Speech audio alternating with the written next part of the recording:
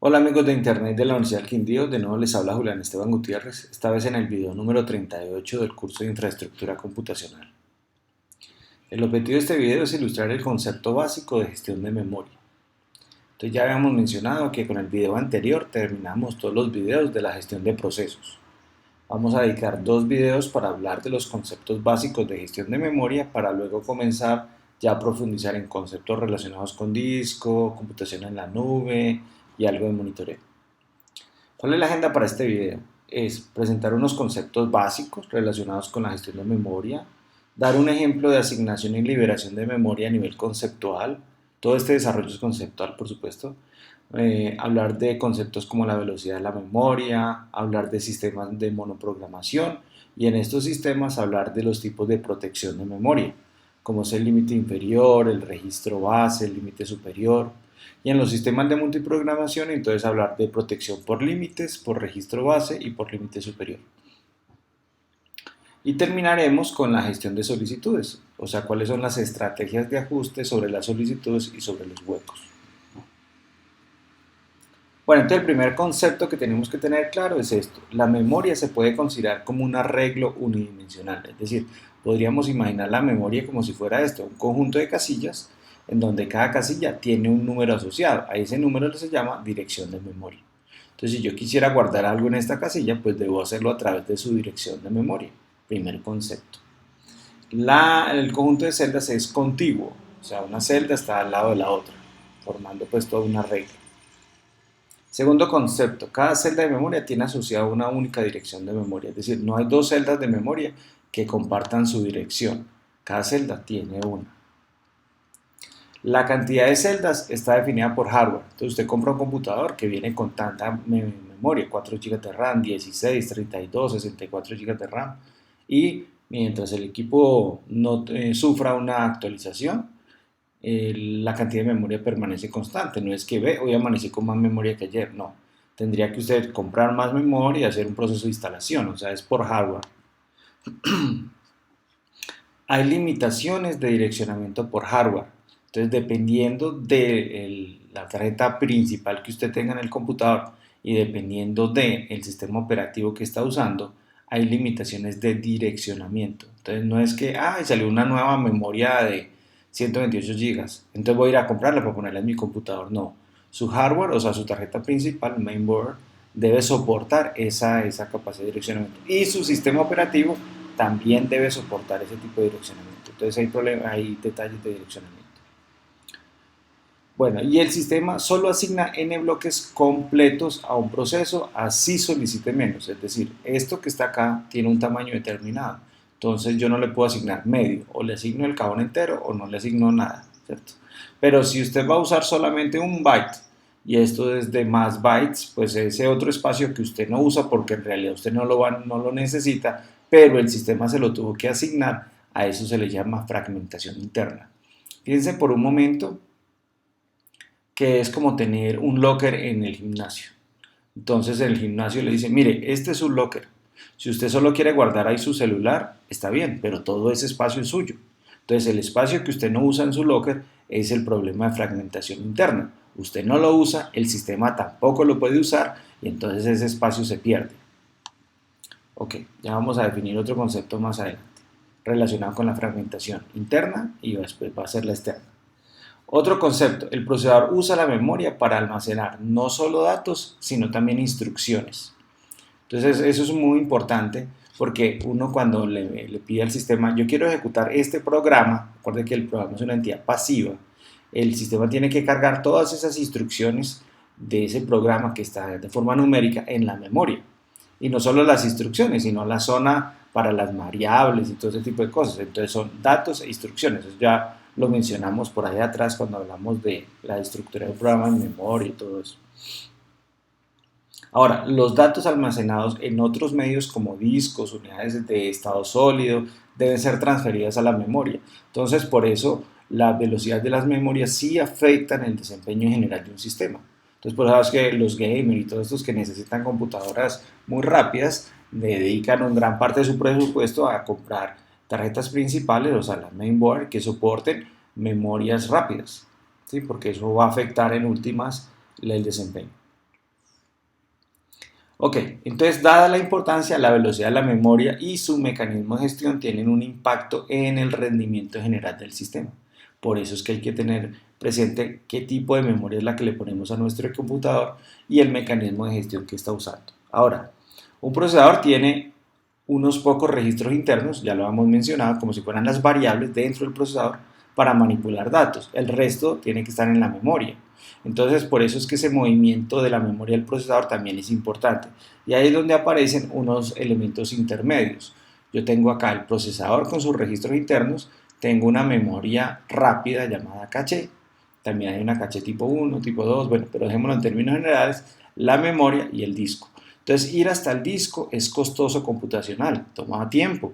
Entonces, ¿qué pasa? Cuando usted necesita traer un dato, pues él va al disco y lo trae a la memoria.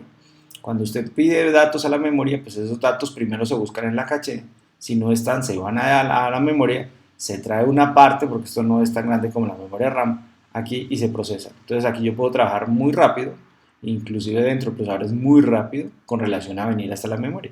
Pero en algún momento hay que ir allá. Entonces la velocidad de transferencia es importante, es un factor clave en el rendimiento en general. Ahora, cuando un proceso solicita un bloque de memoria, este se le asigna de forma contigua y eso es muy importante. Por ahora, más adelante vamos a ver mecanismos donde esto puede cambiar, pero por ahora se asigna de forma contigua y eso trae unos problemas. Luego que un proceso termina, pues la memoria que se le asignó pues se libera. Hasta ahí no hay problema, pero entonces ¿dónde está el detalle? Vamos a mirar qué va a pasar cuando yo tengo varios procesos en ejecución pidiendo memoria y en algún momento ellos empiezan a terminar. Entonces la memoria va a terminar con una serie de espacios libres que vamos a llamar huecos. Entonces vamos a ver, vamos hacia allá.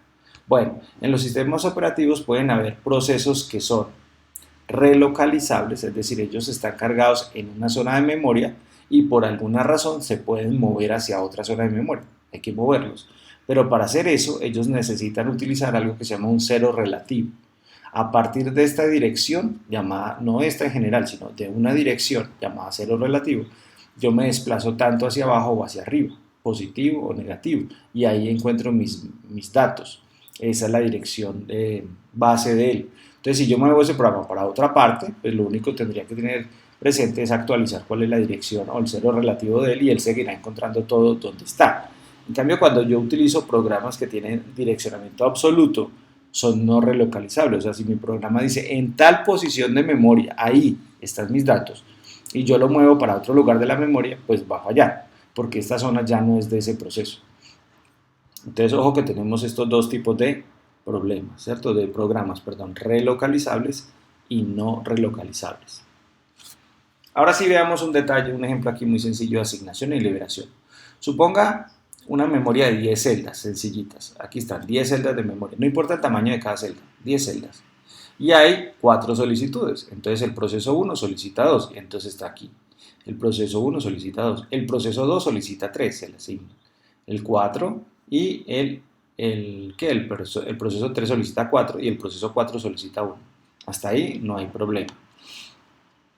¿Qué pasa ahora? Que el proceso 2 y el proceso 4 terminan. ¿Cómo terminan?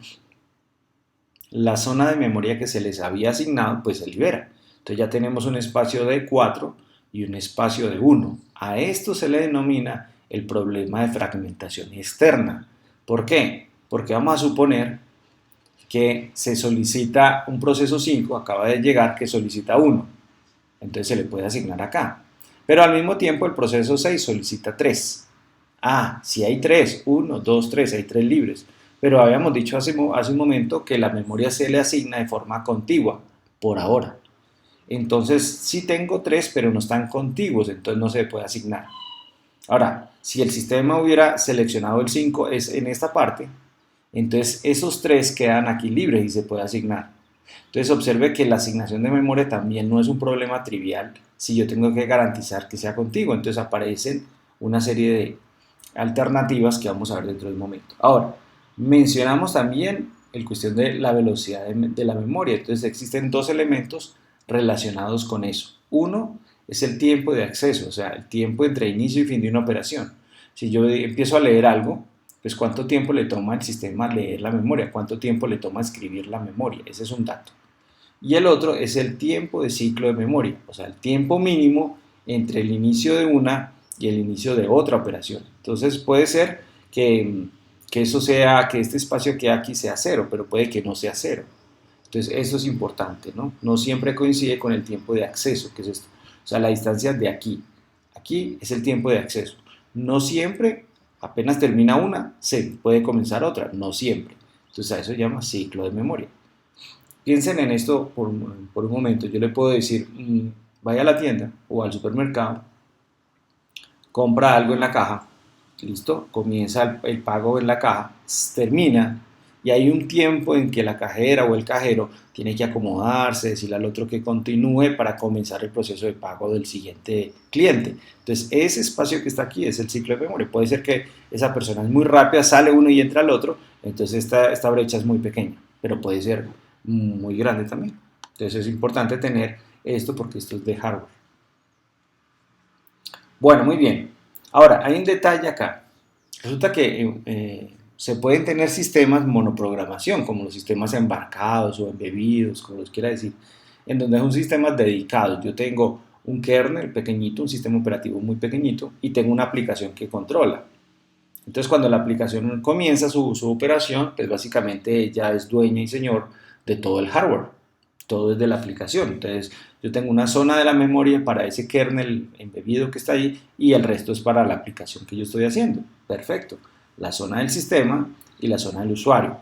Ahora, esa zona del sistema puede estar en la parte inicial de la memoria, pero también podría estar en la parte final de la memoria. No tiene mucho sentido, aunque se podría, pero no tiene mucho sentido dividir la memoria en dos fragmentos y decir, la primera parte es del usuario, o sea, esta amarilla, luego sigue el sistema y luego otra vez sigue el usuario. Pues eso no tiene mucho sentido. O pone el sistema al inicio o lo pone al final, al menos por ahora. Y el resto sí es de la aplicación que está ahí dedicada. Perfecto. Pero lo ideal es que evitar que esta aplicación modifique de manera intencional o no los datos del sistema operativo. Entonces necesitamos una serie de protecciones que se pueden poner en esos sistemas. Una primera protección se llama protección por límite inferior, es decir, hay una dirección de donde comienza la memoria del usuario. Entonces, hasta aquí el sistema operativo gasta todo esto de memoria. Entonces, de aquí en adelante es del usuario. Entonces, cuando el programador escribe un acceso a la memoria, yo quiero acceder a tal posición de memoria, pues uno verifica, el software, el hardware verifica. Venga, ¿eso es menor a la dirección, al límite inferior? Ah, sí, sí es menor. Entonces no le da acceso porque usted está tratando de acceder a la zona del sistema operativo. No, es falso. Entonces quiere decir que usted quiere acceder a esta zona que es suya. No hay problema, le da acceso. Pero ojo que esto tiene que estar soportado por hardware. O sea, es el manejador de memoria del hardware quien debe soportar esto. Bueno, otra solución sería utilizar algo que se llama el registro base o cero relativo. Quiere decir, a partir de esta dirección, donde terminó el sistema operativo, a partir de ahí es que se cuenta. Entonces, para el programador, este es el cero. Entonces, cuando el programador dice, yo quiero acceder a la posición cero de la memoria, él no se refiere a esta posición cero. Él se refiere a sumar esta dirección más cero. Entonces, la posición cero es aquí. ¿Sí? Entonces a partir de ahí pues los desplazamientos positivos van a ser hacia este lado, entonces esto es de dirección absoluta. Entonces él arranca con un direccionamiento relativo porque es relativo a este punto, se le suma ese registro base, ese cero relativo y se obtiene la dirección absoluta. Entonces 0, por ejemplo, más este límite, pues da esta dirección. Esa sería un segundo mecanismo de protección. Otro es cuando se tiene el sistema en la parte final de la memoria. Entonces, de manera análoga tenemos límite superior. Si usted quiere tener una dirección absoluta que es mayor a ese límite superior, pues acceso negado, porque se está tratando de entrar a la zona del kernel o del sistema operativo. Si no, pues no hay problema, todo eso es suyo. ¿Y por qué mencionar todo esto? Ah, bueno, porque esto se usa en muchos sistemas embebidos, aunque también podría decir no hay protección alguna, entonces intencionalmente o no, este programa podría dañar el sistema operativo, pero uno espera que no lo haga, son sistemas dedicados. Y dos, porque estas son las bases para las protecciones que hay en los sistemas actuales. Entonces ahí vamos. ¿Qué es acá? nosotros estamos acostumbrados a utilizar sistemas con multiprogramación, es decir, no solo tengo el sistema operativo, sino que tengo diversos procesos corriendo. Entonces, lo ideal es que esos procesos no afecten la memoria asignada a otros procesos. Yo hago un programa y lo ideal es que él no modifique ni el sistema operativo ni los otros procesos. Entonces, por eso era importante ver el modelo base, que es el anterior, para poderlo extender a multiprocesos. Entonces ahí tengo protección por límites, pues si mi zona es esta, pues yo combino lo que vimos hace un rato, límite inferior y límite superior, para saber si la solicitud que el usuario hace, la dirección absoluta, está o no está dentro de estos dos límites, que son los que se le asignaron allá. Entonces cuando un proceso pide memoria en este tipo de mecanismos, pues se le da una zona y se guarda cuál es el límite inferior y el límite superior asignado a ese proceso. Si él intenta acceder por fuera de este rango, pues le va a dar un fallo, ¿cierto? De memoria, acceso a memoria. Otra sería por registro base, entonces se guarda esta dirección y ya el programador utiliza el direccionamiento relativo. El anterior era direccionamiento absoluto, o sea, una dirección de esta, dirección de memoria. Este no, este es un desplazamiento a partir de un punto. Entonces, si poner un 0 acá, quiere decir 0 más el 0 relativo, que es esta posición inicial, pues le da esta posición acá. Si esa suma, ¿cierto?, supera el límite superior, pues quiere decir que usted trató de acceder por acá, su desplazamiento es mayor a lo que se le asignó, entonces daría error.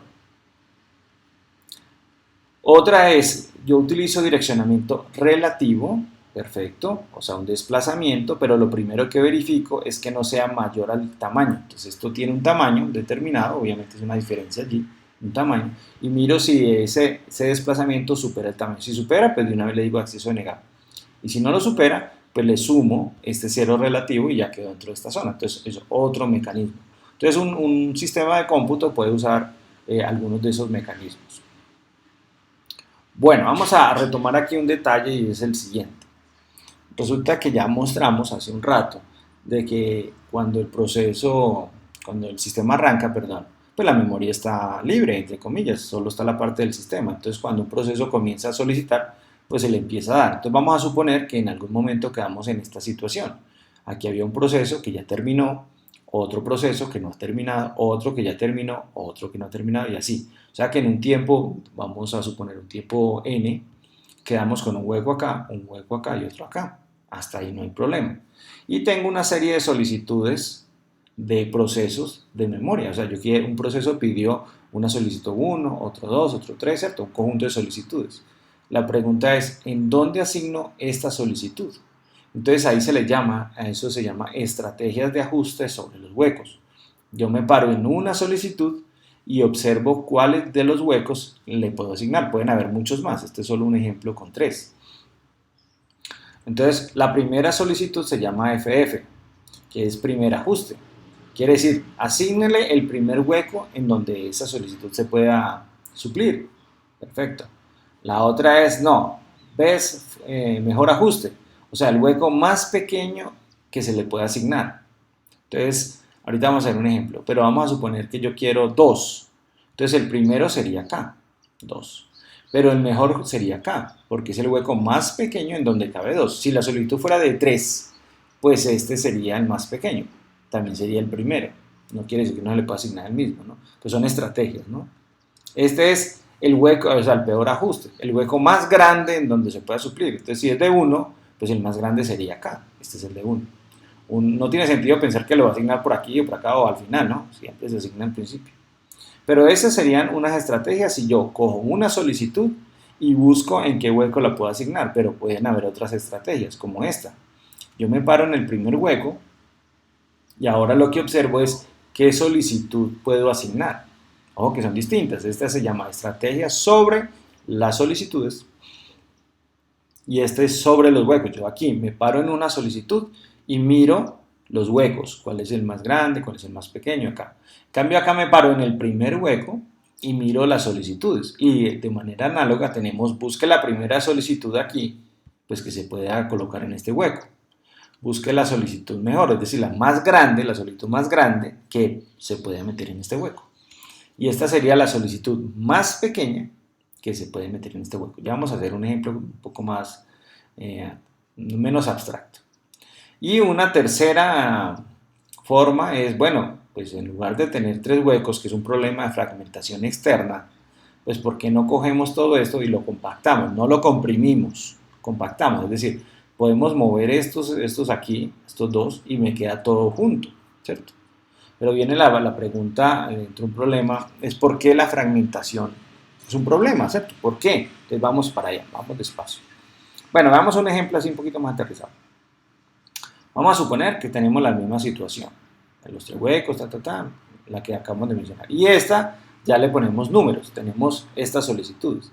Entonces la estrategia sobre los huecos dice, bueno, aparece en la primera, o sea, dos bloques. Y miremos, si estamos usando esta estrategia FF, pues ¿dónde lo colocaría? Lo colocaría aquí, la primera. El primer hueco en donde se pueda suplir esta solicitud de 2. Perfecto. Este sería el hueco más pequeño en donde esa solicitud se puede suplir. Entonces, ¿dónde sería? Ahí. Y el peor ajuste, pues, nos queda aquí. No siempre las estrategias seleccionan huecos distintos. Por ejemplo, si la solicitud hubiera sido de 4, pues aquí no cabe, entonces las 3 solicitudes escogerían este. Sería el primer hueco en donde cabe, sería el hueco más pequeño y el hueco más grande al mismo tiempo. Entonces, ojo con eso. Eso fue construido para poder mostrar eso. Y eso obviamente tiene impactos, como vimos hace un rato, de que si yo le asigno un lugar y después me llega otra solicitud, ya no cabe esa solicitud. Por ejemplo, en este caso, si llegara una solicitud de 4, no cabe. Aquí sí y aquí sí. Entonces hay un impacto, ¿no? Ahora, si estamos hablando sobre los huecos, estamos parados en este hueco de 3, ¿no? Y ahora lo que yo miro es esta lista, ¿cuál es la primera que cabe aquí? En este caso sería el 2, ¿cierto? Este señor escogería el 2. Pero para este sería cuál es la solicitud más grande que cabe aquí. Entonces ya no sería esta, la más grande sería esta. Ojo que no es la más grande sería 5, pero que cabe aquí en este espacio de 3, pues sería la de 3. Y acá sería cuál es la solicitud más pequeña que aquí cabe. Pues en este caso sería la de 1. Entonces es otra forma de hacerlo, ¿no? Bueno, ahora la compactación no es comprimir, ¿no? O sea, sería más bien defragmentar. Es mover bloques de memoria para tener todos los huecos juntos. Entonces una solución es, bueno, vamos a mover este naranja para acá, moví un bloque, el verde para acá y el amarillo para acá. O sea, en total moví 3 bloques. Pero pues esa no es la única opción. Yo podría mover el verde para arriba, el naranja para acá y el amarillo para acá. Otros 3 bloques. Y así puedo tener muchas combinaciones. Pero también puede ser así. ¿Qué tal mover el naranja para acá, el verde para acá y el amarillo? 3. Entonces uno podría pensar, no, perfecto. 3 es lo mínimo que yo tengo que mover. ¿Y qué tal así? Dejo el amarillo ahí donde está y simplemente muevo el naranja por acá y el verde acá. 2. Entonces, como ven, el número de combinaciones pues puede ser grande, y aquí era solamente 3 en un espacio de 10. Ahora imagínense, bueno, no sé cuánto hay aquí, si hay 10 o no, pero imagínense un sistema donde es muchísimo más grande que esto, son gigas de memoria, donde estamos hablando de muchos procesos en ejecución. Entonces compactar la memoria en tiempo real no es como la mejor opción, ¿cierto? Bueno, este primer video es solamente introductorio de estos conceptos básicos. En el video que sigue vamos a hablar un poco más de cómo solucionar algunos de estos problemas que mencionamos, la fragmentación externa específicamente, con unos mecanismos que se llaman segmentación, paginación, ¿cierto? Y vamos a hablar de un concepto de memoria virtual, pero por supuesto eso será en el siguiente video. Este video era solo introductorio a la gestión de memoria para dejar algunos conceptos claros. Bueno, de nuevo les agradezco su apoyo en YouTube, los likes, los comentarios, y espero que hayamos aprendido algo nuevo hoy. Un feliz día.